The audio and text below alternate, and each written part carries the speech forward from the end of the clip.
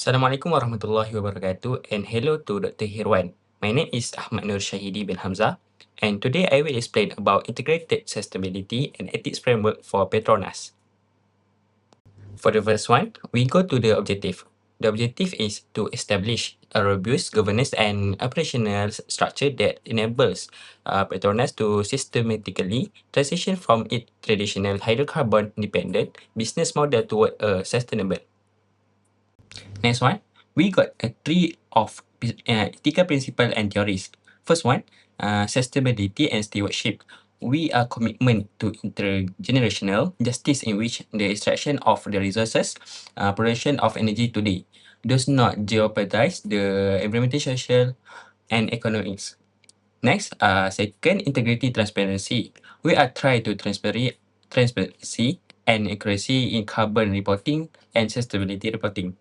And the third one is just transition and social equity to ensuring a just transition to renewable energy by providing retaining social support and economic opportunities to existing workforce and vulnerable communities. For the framework components, we got 3 points. The first one, operational decarbonization, the core business optimization, that we focus to reducing carbon intensity within Zaitun upstream and downstream asset. This pillar directly addresses the duty of core, which means deontology by minimizing the environmental footprint of the current activities, treating an emission as a critical liability to be actively managed rather than the external cost. Next, growth strategy, new business diversification. We are target to investing a low carbon energy solution to the future-proof that revenue stream by diversifying the portfolio. Petronas mitigates the risk of economic shock during the global energy transition, fulfilling its fiduciary duty to stakeholders while to supporting the transition to the sustainable energy future. Next one, governance integrity, which means embedding ethics. Ethical accountability at the very level of the organization. This address just the transition and social equity principle by ensuring that the shift away fossil fuel is managed with social responsibility, preventing greenwashing through independent verification, and protecting the trust of both the Malaysian government and global stakeholders. Now, the policy Petronas Sustainable Energy Transition and Governance Policy. Net zero carbon emission 2015 alignment and carbon construct mandate. It was the investment project must demonstrate. This mandate that every project proposal include the mandatory carbon impact assessment, requiring quantitative evidence that the investment contributes to decarbonization or energy transition goals before it can be approved by for the funding. Next, integrity, transparency, and anti-greenwashing policy.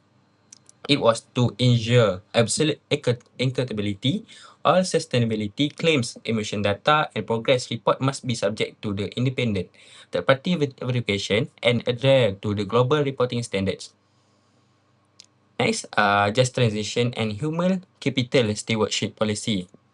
Petronas commit to an inclusive energy transition that protects the socio-economic welfare of the workforce and host community, such as upskilling pathway for employees in fossil fuel related roles and collab social program for vulnerable communities. For standard operating procedure, uh, first one, mandatory carbon impact screening pre-investment. That all capital expenditure proposal above a defined threshold must undergo a compulsory that carbon footprint audit prior to submission to the board. Next, ethical integrity and anti-greenwashing verification. All public-facing sustainability communication, decarbonization reports, and marketing materials must undergo a mandatory dual verification process. Next, multi-stakeholder impact and stewardship review. Every major project or operational plan must include a formal social environmental stewardship statement as a part of a annual review. Next up, we got 5 steps of decision model. Step 1, strategic alignment screening, which is the net zero gate. Step 2, financial viability analysis, risk adjusted ROI. The step 3, environmental abatement assessment. The step 4, justification and social impact audit. And the last one, step 5, governance and approval gate, which is the ESG sign off. The implementation phase strategy rollout. The phase 1, operational excellence and decarbonization from 2026 to 2030. We target to immediate reduction of scope 1 and 2 emission in core asset.